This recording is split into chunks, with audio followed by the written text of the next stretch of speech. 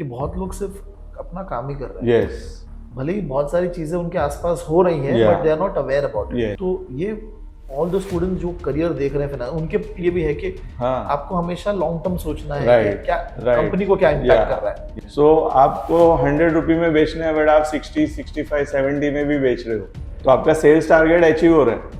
But then who is looking at the profitability? एक company में काम कर लिया तो आप एक सैचुरेशन पॉइंट पे आ जाते हो, यहाँ पे आपको लगता है अब इधर और कुछ ज्यादा बचा नहीं है, बराबर। तो आप क्या करोगे? ये आपने जैसे मैनेजर लेवल पे आपने ये सब हाँ. किया, जब सीएफओ लेवल पे पहुंचे, राइट, 2017 के यस आसपास, यस.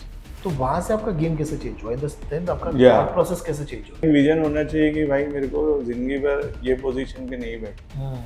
मैंने आज ज्वाइन किया, आज मैं किसी को रिपोर्ट कर रहा हूँ, ये बंदा किसको रिपोर्ट कर रहा है, और finally what is the top most position in the accounts और finance department. When if you see US and all, CFOs are actually paid more than the CEO।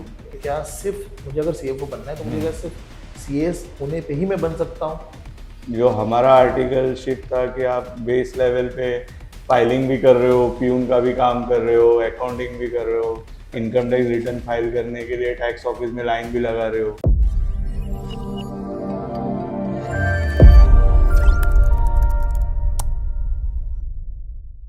Hello guys, I hope everybody is doing good. Hi, this is Ganesh Naik. I help finance professionals and students to excel in their career and become a better version of themselves. And I also help students preparing for competitive exams like CFA, FRM, and SCR. And as a part of that discussion, I also get opportunity to talk to industry people, trying to understand what is happening in different roles, what are the career opportunities, and what are the skill set. And today we have with us Hemant sir, and he's going to be talking about his entire journey of career and what does a CFO actually do. Okay, and this conversation is going to be a mix of Hindi and English. So Hemant sir, thank you very much. Yeah. आप यहाँ पे आए और आपने time दिया हमको। एक छोटा सा एक ब्रीफ अगर आप दे सकते हो ऑडियंस की बेनिफिट के लिए, Yeah. कि आपका ओवरऑल करियर जर्नी कैसा रहा? Surely. Hello, hi. Welcome to everyone. So basically, see, I have been born and brought up in Bombay. I did my graduation from KC College, Churchgate. Okay. Thereafter, I started with my CA course. So honestly speaking, CA was the first requirement, and it was not something which we thought of.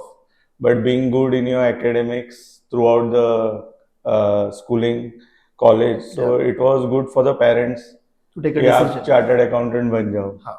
और parents का ये था कि आप इधर उधर जा रहे हो, कई ट्रेन में सुन लिया कि अगर आपके पास CA की डिग्री होगी तो आपका इनकम ये होगा वो होगा। So that's how I think probably my parents also understood that, and I was a very bright student. So after 12th standard I started with CA foundation course, Okay. Joined. In fact मेरा जो college था और मेरा group था, we all got into that, CA. The whole group almost Okay. registered, Okay. but out of that almost 50% cleared chartered accountancy. Okay. So like after 10th scoring a good percentage marks, commerce join किया, commerce के बाद CA शुरू किया। CA में obviously initially इतना interest नहीं आ रहा था क्योंकि खुद से नहीं था, it was more from a family perspective. But slowly when you start doing your articleship and you understand the accounts, tax, audit, finance, so primarily what I understood जब मैंने actually में ground पे काम करना शुरू किया articleship, जो CA का requirement है things, that's where I got the interest, and slowly I understood, and you are able to correlate कि जो आप स्कूल में पढ़ा या कॉलेज में पढ़ा है उसका एक्चुअली में क्या रेलेवेंस है। Moment you start understanding the relevance of your education with its practical application, Right. you start getting interest. Secondly, when you are working, you start seeing people. Let's say for me, being into a CA firm, when I see my colleagues who are chartered accountants or inter CA, Right. or I'm working with a CA, so you start aspiring yourself. Ki why not me? Okay. Why should I be here? Right. So you study, you give your hard work, you learn. And fortunately in a CA field, you are working on the ground. जो हमारा articleship था कि आप base level पे filing भी कर रहे हो, प्यून का भी काम कर रहे हो, अकाउंटिंग भी कर रहे हो, इनकम टैक्स रिटर्न फाइल करने के लिए टैक्स ऑफिस में लाइन भी लगा रहे हो, प्लस स्मॉल फर्म में हो तो आप अकाउंटिंग कर रहे हो, ऑडिट कर रहे हो, टैक्स कर रहे हो, तो वो एक्सपोजर इनॉर्मस मिल जाता है। Right. और उसके वजह से आपका फाउंडेशन काफी पावरफुल होगा। Secondly, if you don't clear your CA probably in first attempt, So that is certainly not a setback. You feel at that point of time that you are lost, and probably your parents, your family, your friends may also not support you.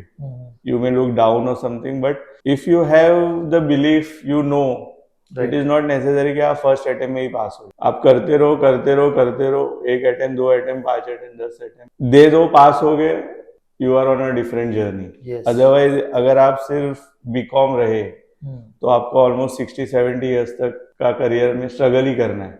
So it's better you struggle for another 3 to 5 years and get a better degree, Yes. a better post-qualification degree. Right. Because ultimately, see, it's not degree which is going to make you successful, but degree is a platform. It's like a ticket, a train ticket. अगर आपके पास वो नहीं है तो you will not be standing in the right zone. So degree is always important. You take the degree, you work hard for that degree. Apart from degree, you make any additional courses. Like today, we, after even having the CA degree, we still keep ourselves updating. क्या हो रहा है, अलग अलग seminars, try to take certification on all that thing, because उतना time वगैरह नहीं मिलता. बराबर. But we keep ourselves posted and aware कि क्या नया चल रहा है, Right. What is a hot topic, क्या नया अकाउंट्स में आया है, टैक्स में आया है. Right. तो you keep yourself acquainted with ICAI, CA students. In fact, we learn a lot from the students nowadays. हाँ, वो लोग ज्यादा updated हैं. Yeah, so they are very much updated. Right. So after having your degree, it's also about what kind of network you are into, what people you are associated with. You need to have people above your level and also people down your level, so that you understand what is the horizon. So that's how I adapted myself, and after clearing CA, initially the jobs which I did were with the IT companies and all. Throughout my journey, I have been working primarily with the service industry, In the fintech space. in accounting Yeah, space. Okay. so my jobs have been throughout accounting. So I started my career, let's say, with a CA articleship. After 3 years of articleship, I took another 3-4 attempts to qualify my CA. So spent another 1 or 2 years with the same firm. So that time I became a senior. So fortunately, the way I was groomed by my CAs, I started mentoring or training the new articles. Okay. Taking new assignments for the company, expanding the business of the company. कि आप किसी एक client के पास काम करने जा रहे हो तो आपका माइंडसेट ये होना चाहिए कि आप सिर्फ उसको सर्विस नहीं दे रहे हो, आपको उससे रेवेन्यू भी जनरेट करना है. बराबर. So you provide a quality service. Right. You also educate the client कि what you are offering him and how it can be beneficial for him. Right. So that client doesn't see कि वो आपको जो पैसा दे रहा है वो cost है. He should feel that it's an investment which will give him back, payback over a period of time. That's how you have to sell yourself. So even after having degree and all that stuff, ultimately you have to create your own brand. You are a product. Your knowledge is the product. Yeah. Yes. And how you leverage that. Because if you don't sell yourself, you are going to be stuck at one zone, one particular place. Right. So sir, अभी जैसे आपने बताया ना कि आपने accounting से start किया. Yes. उसके बाद आपका ट्रांजिशन कोई दूसरे फील्ड में हुआ? हाँ. So after my, let's say after articleship, where I was into a consulting model, doing for the client. बराबर. Okay. I got a good job. I started there. It was into logistics business. So I started working there. So यहाँ पे I initially started as an officer, accounts officer. In 6 months, I got promoted to assistant manager. 3 to 5 years already there in the industry, but I was doing accounting, auditing, tax and all. And now when I got into the industry and working for one particular company, I realized that accounting is not the job which can take you ahead. Otherwise, till that time, we were more like accountants. बस आप data entry कर रहे हो, आप record keeping कर रहे हो, books maintain कर रहे हो, मंथली बैलेंस शीट बना रहे हो, MIS बना रहे हो, TDS रिटर्न्स फाइल कर रहे हो, इनकम टैक्स का, GST, सर्विस टैक्स, ये तो हर कोई कर रहा है, आपके दूसरे बंदे भी कर रहे हैं. राइट. इट्स नॉट कि they have an expertise. But let's say in an organization, the way it functions, there are 3-4 people for different jobs. So they are also doing the same thing. But the problem starts when you keep doing the same thing for a long period of time and you are not able to grow or excel. Right. So that's where I started realizing that I was managing a team of 6 to 8 people. Accountants. Yeah. and we were creating reports and we were submitting. And then I had a senior sitting in Bangalore. I was reporting to him. So I am giving him, he is seeing all that thing, and they are okay with that. But then, fortunately for me, being a chartered accountant, I understood that probably the way we are presenting the MIS reports needs to be changed, because you are just seeing the data for as a formality. Value add क्या है आप? हाँ, but इससे आप क्या कर रहे हो? So first time I did some cost volume profit analysis in that firm. So अगर आप एक 100 रुपये का सेल कर रहे हो, आपका डायरेक्ट कॉस्ट 80 रुपीज है. Now when you are selling and there is a sales target to the sales people, they are not even aware कि आप कितना डिस्काउंट दे सकते हो. ओके. So आपको 100 रुपये में बेचना है, बट आप 60, 65, 70 में भी बेच रहे हो, तो आपका सेल्स टारगेट अचीव हो रहा है. But then who is looking at the profitability? You are selling below the gross margin.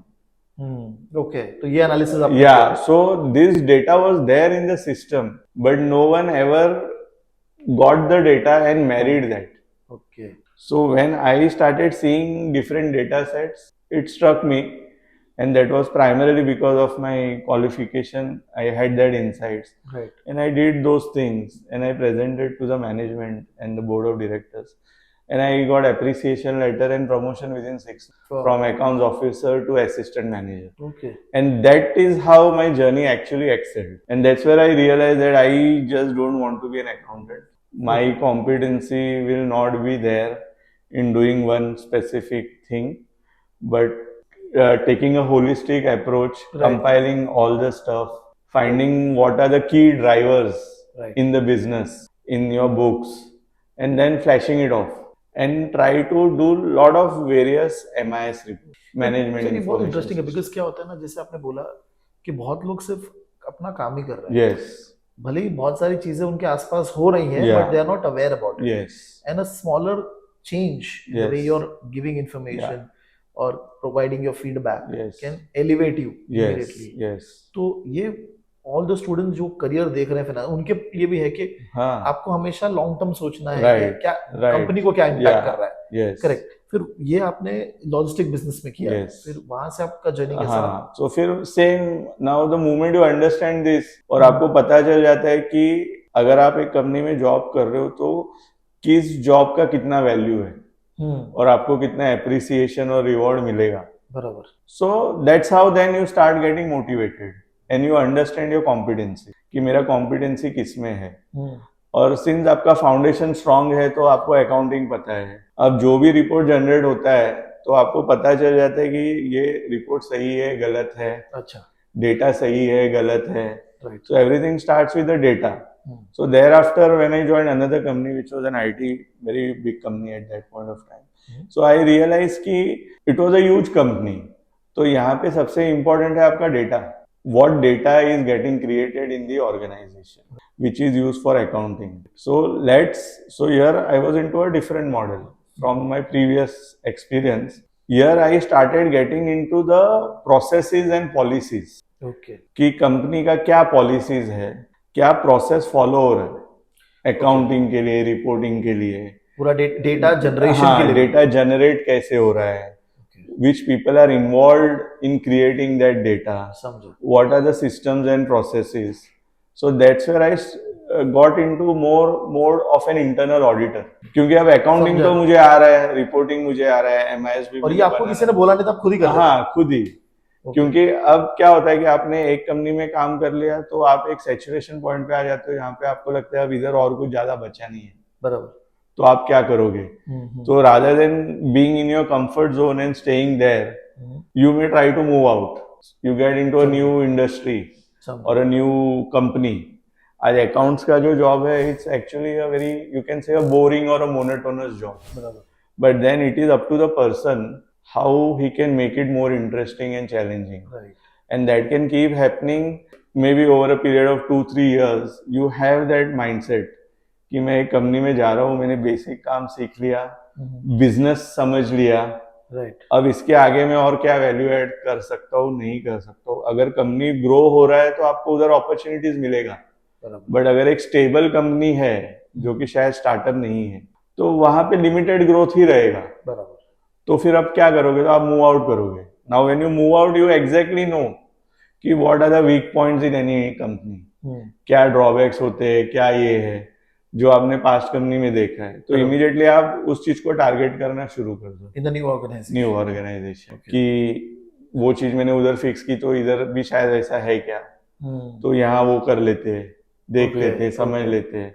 अब ये करते करते then since now you are into a new zone and you have grown from that stage, now what next.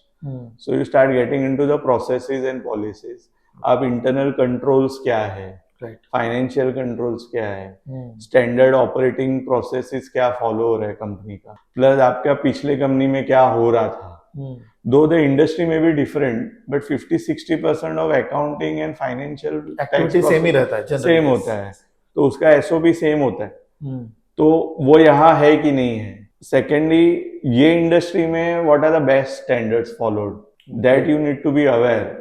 मतलब आपको खुद से उतना interest दिखाना पड़ेगा, नहीं तो आप अकाउंटेंट और बेसिक लेवल पे रह जाओगे. तो आपका काम बेस लेवल पे रहेगा, आप हाँ, बड़ा काम नहीं कर पाओगे. और आपका एक विजन होना चाहिए कि भाई मेरे को जिंदगी भर ये पोजीशन पे नहीं बैठना है. मैंने आज ज्वाइन किया, आज मैं किसी को रिपोर्ट कर रहा हूँ, ये बंदा किसको रिपोर्ट कर रहा है, और finally what is the top most position in the accounts और finance department, which ideally is the CFO. Right. CFO reports to the CEO, CEO reports to the board, and today CFO is the next CEO. That is the buzz across. Even if you see US and all, CFOs are actually paid more than the CEO. Yes. That is the power of a CFO. So अगर आप वो road map देख सकते हो और आप ये समझो कि अगर ideally you should see a org chart of the company. Right. If you are a smart accountant, आप वो देखो कि क्या स्ट्रक्चर है, क्या किसको रिपोर्ट कर रहा है, सीएफओ फंक्शन के अंदर कितना बड़ा फंक्शन है. There are so many areas, accounts, audit, tax, finance, internal audit, statutory audit, risk भी आता है, commercials, procurement, credit, vendor management, banking, fund raising. It's a whole book. It itself is more like a course, right? You know, full. So when you start seeing that, you realize कि क्या मेरा area of interest है ये पूरे field में, और मैं कहाँ पे हूँ, बराबर, और मुझे क्या टैप करके वो लेवल पे जाना है. So ideally I realise that probably you will have to get into everything. Okay. Rather than that, so that's how I wanted to be. Rather than being a expert in one area, get into everything. For example, if you are today a cricketer, आप batting भी कर लो, bowling भी कर लो, fielding भी कर लो. So at least उससे क्या है कि आपका पोजीशन सेफ है ऑर्गेनाइजेशन में, आप हर चीज में घुस रहे हो, and the more you get into things, you learn and you get that exposure. So I started getting into everything. तो ये हो गया कि मेरी बुक्स में जो भी आ रहा है, I want to be a champion in that whole stuff. अगर मुझे ऑडिट करना है, अकाउंटिंग करना है, फाइनेंस करना है, एमआईएस करना है, तो मुझे ऐसा एमआईएस बनाना है कि जो रेलेवेंट पीपल जो एमआईएस देखे वो उसको प्रिवेंटिव बेसिस पे एक्शन लेना शुरू करें. They should feel the interest and they should be waiting कि भाई इसका ये एमआईएस कब आए कि हम उस पर एक्शन आउट करें. That's the way it is. Same is for audit process and everything. And the more you develop, चीजें वो उस तरीके से चलती है और it makes easier life for every individual. And finance का जैसे कॉन्सेप्ट है, आप मेकर चेकर कॉन्सेप्ट आप सेट कर दो, so that clear lot of problems in life. अगर एक ही बंदा कर रहा है तो एरर होने का चांस है, बट एक मेकर चेकर है और final review by you as a CFO.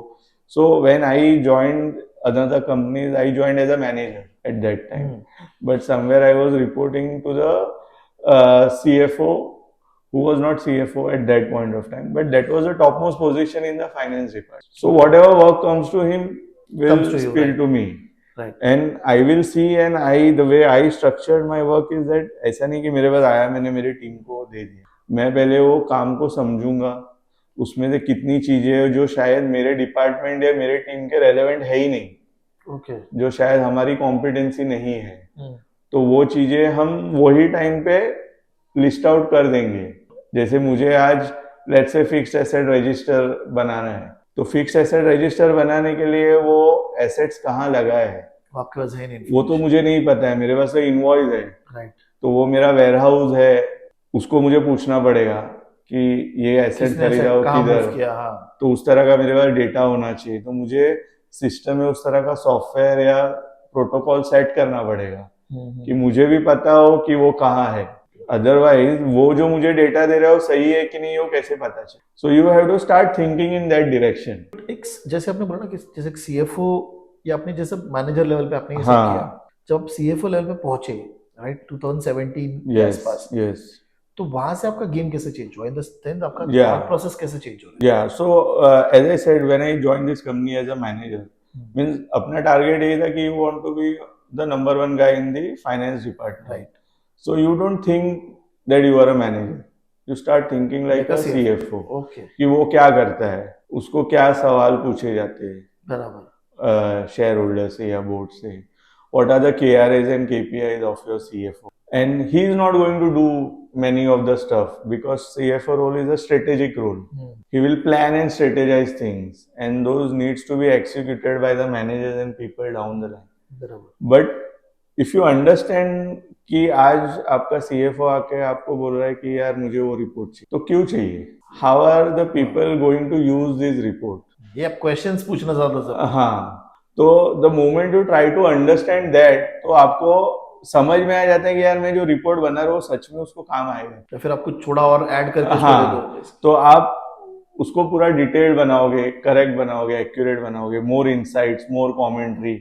जैसे आज अगर हम बजट वेरिएंस बना रहे कि मैंने बजट कितना किया, एक्चुअल कितना हुआ, और एक डिफरेंस है, वही रिपोर्ट मैंने दे दिया तो उसको क्या समझेगा, बट वो डिफरेंस क्यों है, क्यों हुआ, और वो जब हुआ तो did we have the right policies and processes to stop that before happening. Okay, correct correct, yes, right, तो पहले whether that expense was budgeted और नॉट, ओके, नहीं है तो क्यों हुआ, अगर हुआ तो किसने अप्रूव किया, अप्रूवल मैट्रिक्स क्या है, पावर्स ये किसका सब है, आप सोच के कमेंट्रीज में डाल के डिसीजन हाँ, मेकर का काम इजी कर। यस, तो अब आपको पता है कि ये सब होगा, तो आपका बजट तो बन गया है, एक्चुअल्स हो गया और ऑलरेडी आपने एक्सीड कर दिया, अब वो देखेगा समझेगा बट एक्शन आउट क्या करेगा, क्योंकि damage is already done.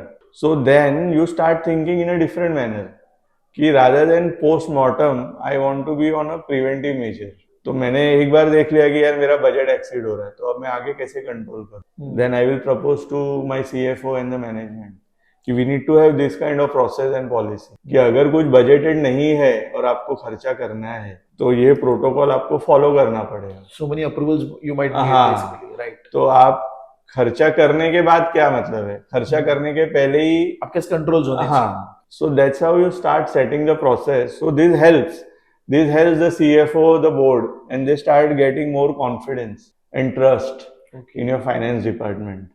Right, तो जितना आपका डेटा करेक्ट है, रिपोर्ट एक्यूरेट है, उतना आपका ट्रस्ट बिल्ड होता है। और ये पूरे रोल फाइनेंस डिपार्टमेंट में आप किसी भी पोजीशन पे काम कर रहे हो या सीएफओ पे, आपको ये चीज ध्यान में रखना है कि पीपल ट्रस्ट यू, आप जो भी बोल रहे हो you should not doubt, and whatever you are saying should be supported by the facts and figures. It's not your personal judgment or any emotion.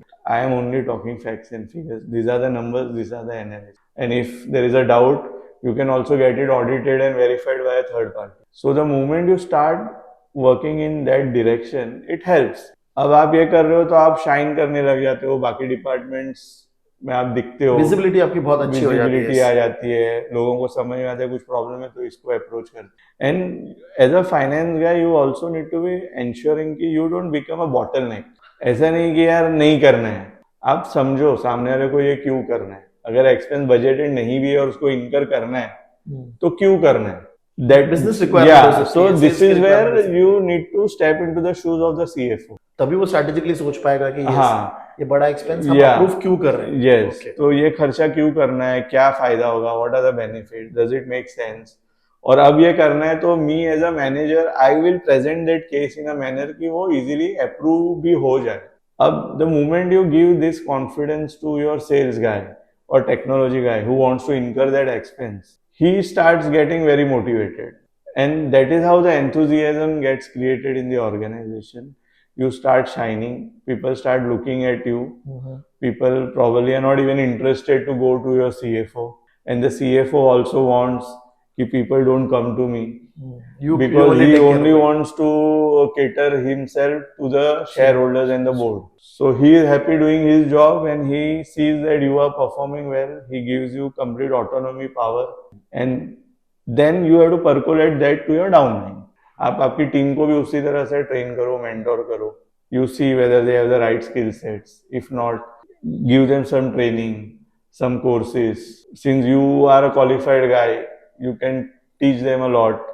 Because क्या होता है कि बंदे अपन हायर कर लेते हैं, फ्रेशर्स है, अकाउंटेंट्स है, भले डिग्री है, बट हो सकता है उनके पास प्रैक्टिकल नॉलेज नहीं है, Right. या प्रैक्टिकल नॉलेज है बट काम करने का तरीका पता नहीं है, Right. या अपने आप को आप कम्युनिकेट नहीं कर पा रहे हो, प्रेजेंट नहीं कर पा रहे हो, एक्सप्रेस नहीं, तो you have to develop that. So it's more like a game. Ultimately though I may become a CFO, but it's not a one man show. अगर मेरा टीम उतना पावरफुल है, प्रोडक्टिव है, Right. तो मैं सक्सेसफुल हूँ. बराबर. तो you have to actually start creating team winners, team leaders, so that tomorrow if you even leave out for another assignment और जॉब, आपकी कंपनी में आपका जो भी नीचे डेप्यूटी है, you should come to that stage. अब उसको ग्रूम उस तरीके से हाँ, करना है. कि वो कल चल के किसी बाहर से CFO हायर ना करना पड़े, या वो मैनेजर या सीनियर बंदा हायर ना कर, वो कर ले. समझे. And I always work with that mindset कि मेरा नॉलेज, एक्सपीरियंस मेरी टीम को पूरा जाए, and when I leave it's a permanent saving for the organisation कि आपके एग्जिस्टिंग टीम ही वो काम कर रही है. सो that's how it is. So it's a hard working job. And but एक CFO के अंदर जनरली कौन से टीम्स होती है? So as I said, finance है, ओके. अकाउंटिंग है, टैक्सेशन है, ऑडिट है. Audit itself is so vast. Internal audit, statutory audit, tax audit, GST audit, Okay. then banking, then commercials. So risk, हाँ, you have to foresee what are the risks, whether you have insurance, what is happening outside market. Today, if you see the way Trump tariff हाँ. effect is going on, now we may be sitting here and we may not be aware what is happening in the market. And we may think कि मेरे को क्या फर्क पड़ता है, मेरा company का तो बिजनेस अलग है, चलता रहेगा. But it doesn't work like that. You need to be aware what is happening in the market. So आपको current affairs पता होना चाहिए. Secondly, आज accounting software, let's say हम लोग टैली यूज कर रहे हैं और शायद पुराने तरीके से ही कर रहे हैं, कैसे उसको बट आज टैली में नया डेवलपमेंट आया है, नया customisation. So is my team using that? Are they aware? समझा. So at least I need to be aware so that I can tell them, I can approach them, Right. और कितना इनका life easy हो सके. Right. तो अपना basic फंडा यही होता है कि आपका अकाउंटिंग और रिपोर्टिंग ये काम जितना ऑटोमेट हो सके उतना उसको ऑटोमेट करो, क्योंकि it's more like a manual job.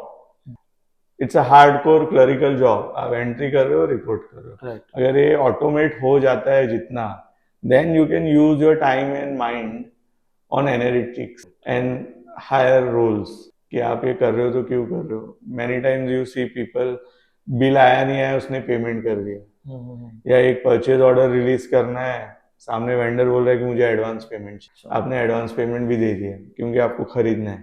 But then are you thinking कि ये आपका खुद का बिजनेस होगा? You are the owner of the company. आपने किसी को PO इशू कर दिया, पैसा दे, कल उसने आपको प्रोडक्ट और सर्विस डिलीवरी नहीं किया, तो आप ये पैसा कैसे रिकवर करो? So that is how you have to think. This is the risk. So no, I will not give you advance. समझा. I will give you after 10 days, 15 days. करना है नहीं करना है, या you give me a guarantee. समझा. So this is a risk now. तो ये सब आप एज अ CFO सोचना स्टार्ट करते हैं. हाँ. गेम वहां चेंज हो जाता है. या और अक्रॉस द डिपार्टमेंट जो आपने बताया Yes. कि ये सारे फंक्शनल है, तो इस सबके बारे में आपको सोचना है. या सो आप CFO हो, आपको नॉलेज एक्सपीरियंस है, आप एक चार्टर क्रिएट करो इन द ऑर्गेनाइजेशन, एक SOP का बुकलेट बनाओ, जहाँ पे ये हर चीज का प्रोसेस नोट सेट हो जाता है. बराबर. पॉलिसी उसके रेलेवेंट, फिर आप पॉलिसीज इंट्रोड्यूस करो. आज जैसे फॉर एग्जांपल अगर मेरा कॉस्ट एक बढ़ रहा है, ट्रेवलिंग एक्सपेंस बहुत बढ़ रहा है, अब क्या करें? So how do we reduce this? So let us have a policy. different people, different grade, different formats, different structure. Right. The moment you start doing this, it becomes a deterrent for people who are using that. They should feel accountable. हाँ, वो भी आ ये- जाता है क्योंकि audit track हो रहा है वो हाँ, basically.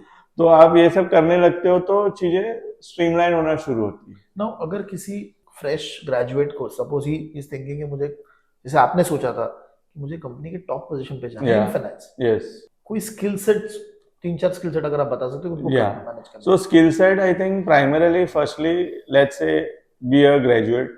Minimum graduation is required. And honestly speaking, what I have seen in my career, अगर आप किसी ऑर्गेनाइजेशन में हो तो आप बीकॉम हो या ग्रेजुएट हो तो एक लेवल के बाद आपको प्रमोशन भी नहीं मिलेगा। वो कुछ ना कुछ एक्सपेक्ट हाँ, करते हैं वो वो लोग। बोलेंगे मैनेजर है, अगर आपको मैनेजर बनना है तो you need to have a post graduation degree right. or this certification or that. So would suggest that apart from graduation, try to have some PG degree, MBA कर लो या CA कर लो या CFA कर लो या कुछ ना कुछ करो right. other than graduation. Right. And ideally don't do it after graduation. Start thinking from 10th standard वो कि awareness मुझे क्या अभी आ फील्ड गई है, में हाँ। जाना है Yes. और आप जैसे 11th में आगे लोग क्या कर रहे हैं, फ्रेंड्स क्या कर रहे हैं, Right. That's how you start planning your thing. तो अगर आपको CFO बनना है तो एक तो एजुकेशनल बैकग्राउंड होना चाहिए powerful, Right. then you need to have the right knowledge and experience in that field. Third, आपका इंटीग्रिटी कितना पावरफुल है, means how much people will trust you, Right. आपका इमेज क्या है इन दी ऑर्गेनाइजेशन जहाँ भी आप ज्वाइन कर रहे हो वहाँ पे आपका in the organisation, if they will do reference check, they will see people because you are as a CFO, you are the whole bank account is with you, जहाँ पे करोड़ों का ट्रांजैक्शन हो रहा है। करेक्ट। अब किसी को नहीं पता चलेगा क्या पेमेंट कब कहाँ निकल गया, वो ट्रस्ट कर सकते हैं क्या? हाँ, ओके। तो वो ट्रस्ट करना है और आपको भी वो पॉलिसी उस तरह का बनाना है कि मैं खुद इस अकाउंट से 1 रुपया ले नहीं सकता, तो वैसा पॉलिसी आप डॉक्यूमेंट चेक्स एंड बैलेंसेस वैसे आप बनाओ। यस, तो वो ट्रस्ट, सो आपका education, knowledge, experience, trust, your personality as a individual, your characteristics, your behavioural pattern, soft skills, communication skills, आपका temperament, then your crisis management, and are you the person who is a positive mindset, who doesn't says no, or who is ready कि जो भी आ जाओ, Right. let's sit, understand, don't avoid hard topics, hard discussions, Yes. or hard situations, Right. because easier things everyone is going to do, Agreed, agreed. right? But how will you excel? You can only excel by getting into a discomfort zone. Agreed. And the moment you develop yourself, वो strength और वो characteristic build हो जाता है, so people are going to approach you. And the more they approach you, you become more important. आपका growth वैसे ही start आपका growth वैसे ही हो जाता है। और क्या होता है, एक स्टेज के बाद maybe in an organisation और wherever you are, maybe you are not getting paid accordingly, but the value which you are creating and the impact which is happening across, that outshines the income which you are generating. And at the end of the day, when you move out probably from this organization to next, it's a huge goodwill and brand of yours which you have already created and you are moving. And that's where you establish and get rewarded as well. Interesting sir. अभी जैसे बहुत सारे जो बच्चे सोचते हैं कि, जो मुझे भी क्वेरी आती है तो पूछते हैं कि क्या सिर्फ मुझे अगर CFO बनना है तो मुझे क्या सिर्फ CS होने पे ही मैं बन सकता हूँ, या आपने देखा है कि बाकी फील्ड से Yeah. No, there are people, means I myself have seen engineers or science guys अच्छा, becoming CFOs. ओके।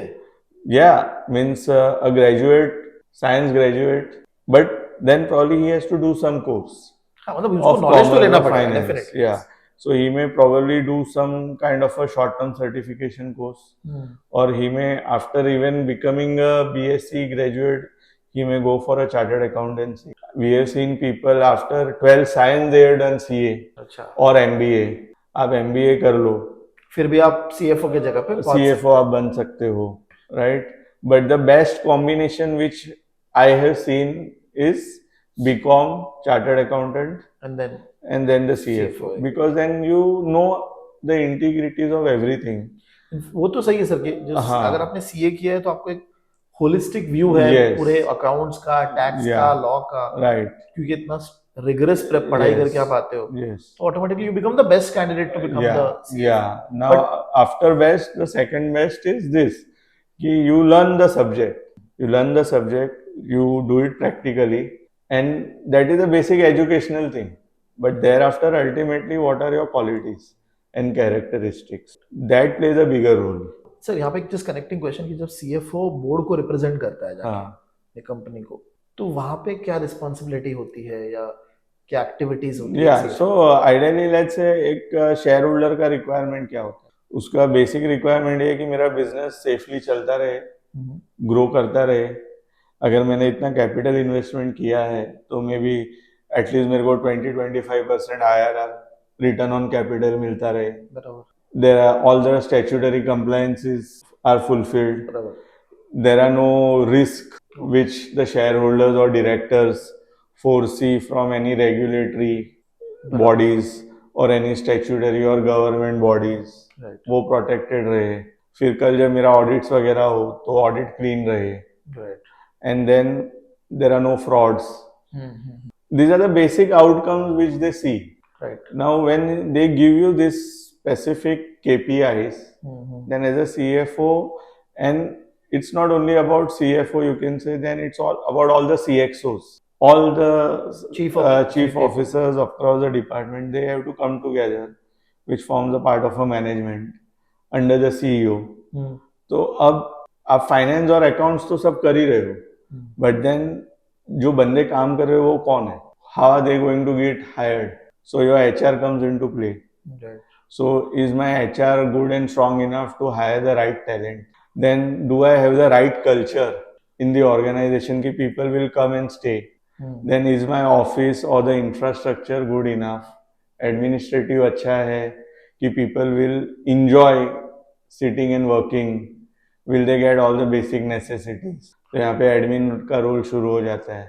Then अगर मुझे बिजनेस करना है तो if it's a service or a technology company, तो मेरा प्रोडक्ट क्या है, मेरा टेक्नोलॉजी क्या है, then customer service, sales, then operations, back office. So it's a huge गैमुट.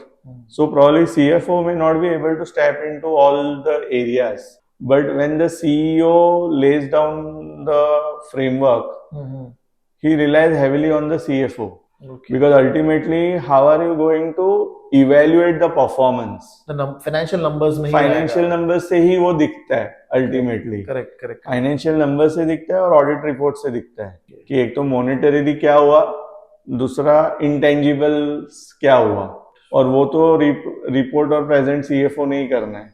And that whole responsibility and accountability lies with him. So the CFO has to be very dynamic, aggressive, on the toes to keep seeing everything across. Okay. कि मेरा hiring कैसा हो रहा है, मेरा cost क्या हो रहा है, okay. मेरे vendor quality क्या है. अगर मेरे को आज कुछ खरीदना है तो जो भी vendor के पास मैं जा रहा हूँ, तो let's say हमने एक policy बना दिया कि आप 3 vendor quotation लेके आओ. हाँ, उसके बाद और जो सबसे cheapest है वो हम खरीद लेंगे. But is it a right policy? So there is a question mark. कि maybe you are going to save on the costing, but will you be able to get the right services or the product which will ultimately hit your sales and the deliverables? Right. So then you create one more, in the policy you have one more check कि आप जो भी 3 vendor लाओगे, they should be one of the best vendors from a quality perspective. तो जब आप vendor identify कर रहे हो तो आप costing को साइड में रख दो.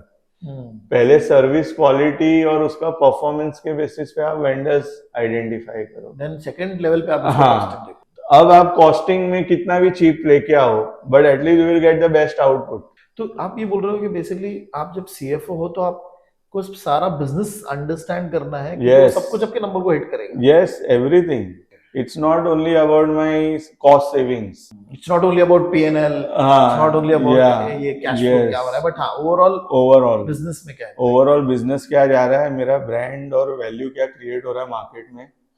क्योंकि अगर वो नहीं हो रहा है, let's say अगर मैं आज मेरे को cost बचाना है और मैं manpower hire कर, and I am hiring cheap people, cheap manpower, okay?